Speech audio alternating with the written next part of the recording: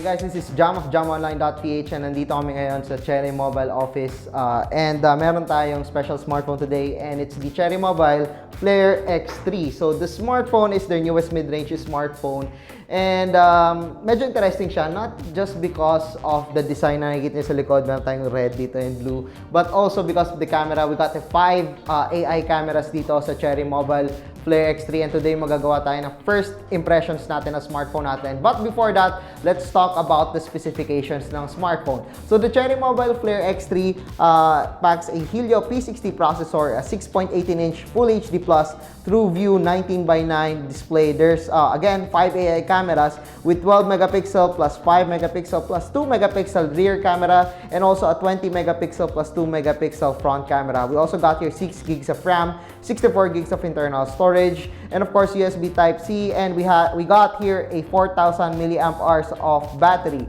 So we also got here a side fingerprint scanner, which is interesting. Mamaya makikita niyo yun. So what are we waiting for? So let's check out the Cherry Mobile Flare X3. So yan guys, you're looking at the Cherry Mobile Flare X3. So the smartphone comes with a Helio P60 processor and a 6.18-inch Full HD Plus TrueView display. Makikita nyo naman na meron tayong notch dito sa taas. So it's not the same notch na makikita nyo sa other Cherry Mobile smartphones like the Flare Y7 LTE. So this one doesn't have a dewdrop notch. Wider yung notch niya, it's because of the dual lens camera sa unahan. It's a 20+2 camera dito sa unahan ng smartphone na to, and then at the back, we got here a triple lens camera. And nakikita nyo dito is yung kulay niya, it's called the twilight purple. We got here parang maroon or red hue, then on the other side, it's blue. So maganda yung pagka-gradient niya, ang ganda tignan, and nakikita nyo naman na merong reflections nangyayari depending do sa lighting din sa do sa smartphone, tumatama sa smartphone yun. So ang ganda tignan ng design niya. It's not the same as we call that with the other smartphones, pero you already know na once makita nito, ang ganda tingnan niya, medyo premium yung feel niya. Sa likod, it's glass. Sa side, we got here na bakal daw. According to Cherry Mobile, bakal yung material nitong Flare X3 and napaka-premium nung feel naman talaga ng smartphone. Then on the side, we got here the fingerprint scanner. Weirdly enough, magkaiba yung fingerprint scanner and also the power button. So we got here a circle, nakikita niyo yun. That's the power button. And here is the volume rocker. So iba pa yung home power button and also the fingerprint scanner. Sana pinag-isa na lang nila. And then of course, we got here the headphone jack sa taas, and of course the card tray dito sa side na to.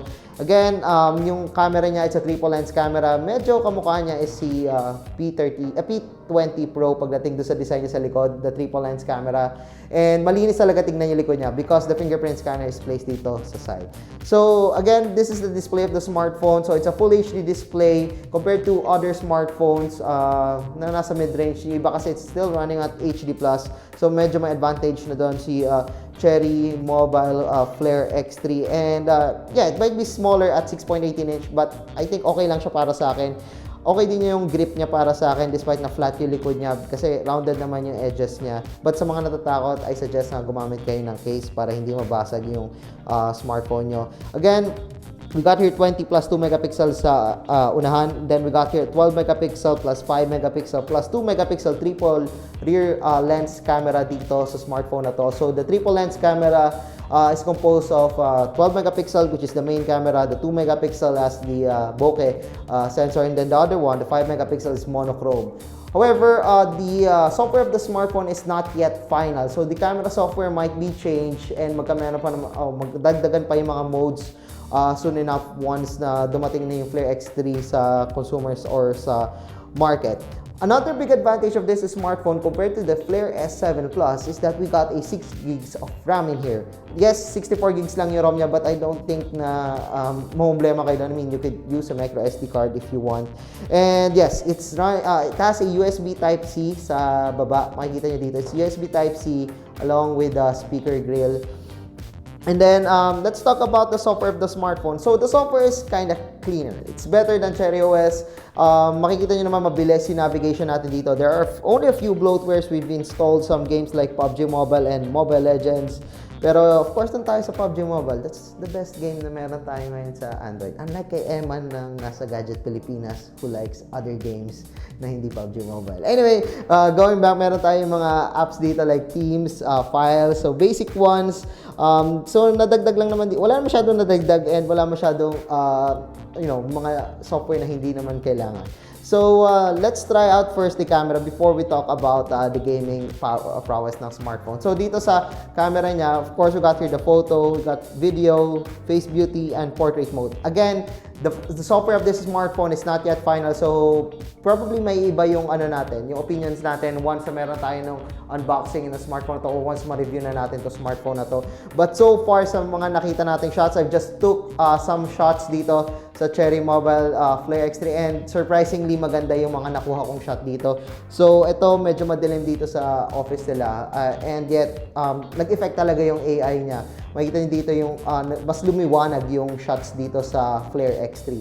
So here's another shot and I guess it's not the best one in its price range but it's actually surprising that we can get a better shot dito sa Flare X3 and considering na hindi pa final yung software niya, maganda yung nakukuha na shots natin. So this one is better. Ito, selfie to. Before we proceed sa favorite shot ko. So this is selfie. Again, medyo madilim, medyo sala yung lighting ko. But nakikita nyo naman na kukuha naman kahit paano yung details and kahit gumagalaw ako, medyo okay sa akin. That's the word. Medyo okay sa akin. So this one is the one yung medyo na-surprise ako sa Cherry Mobile Flare X3. I'm not saying that it's better than the Flare S7 Plus. The Flare S7 Plus has been updated. Hindi ko pa rin na-check uli yung kanyang software. But this one is actually better than I expected. Mas maliwanag yung shots na nakita ko, mas maliwanag yung mga shots na nakuha ko dito sa Flare X3. And nakikita nyo na mas may details. Instead na warmer yung colors niya, mas tumama yung kulay niya. So talaga nag-effect yung AI niya and mas maganda yung mga details na nakuha ko. So when it comes naman sa gaming, well, we've tried playing on this smartphone. We've tried playing PUBG Mobile. Again, yung better game compared sa nilalaro ni Eman of gadgetpilipinas.net, yung survival heroes niya. Don't forget to check out Eman's videos at Gadget Pilipinas YouTube channel, by the way. So, yan. Let's wait lang mag-load yung PUBG Mobile. Yan, so we're running PUBG Mobile right now. So, nakikita nyo naman na, well, ito. Buksan pa lang natin yung settings niya. So, the graphic settings is set at HD, colorful with anti-aliasing and shadows. So, iba pa rin naman yung yung settings natin. Iba pa rin yung magiging video natin once na mag-gaming review tayo ng smartphone na to. But right now, nakikita naman, yes, it's very playable. Similar to most smartphones running at Helio P60. However, medyo disappointed ako kasi wala pa rin well, it's the MediaTek issue, the Helio P60 issue. Wala pa rin tayong ultra frame rates. I believe kaya naman ito mag-ultra frame rates at balance settings like other smartphones. Pero we're still running at HD. Medyo okay naman. Wala pa tayong nakikita. Wala masyadong frame drops nung mga medyo kalagitnaan. Sa simula medyo napapansin ko may frame drops. But once na mag-load na yung mga assets dito sa PUBG Mobile, nagiging okay na naman. And again, sana may ultra frame rates na mangyari for the Helio P60. So yeah, I guess that's it for our hands-on ng Cherry Mobile Flare X3. So if you like this video, don't forget to give us a thumbs up. And of course, don't forget to subscribe to our channel. And of course, check out my Facebook page. And syempre, kanina ko pa pinaplug si Eman Tortosa of gadgetpilipinas.net. Huwag niyo po kalimutan yun. Napakagwapong tao. So guys, maraming salamat and see you guys again sa susunod na video.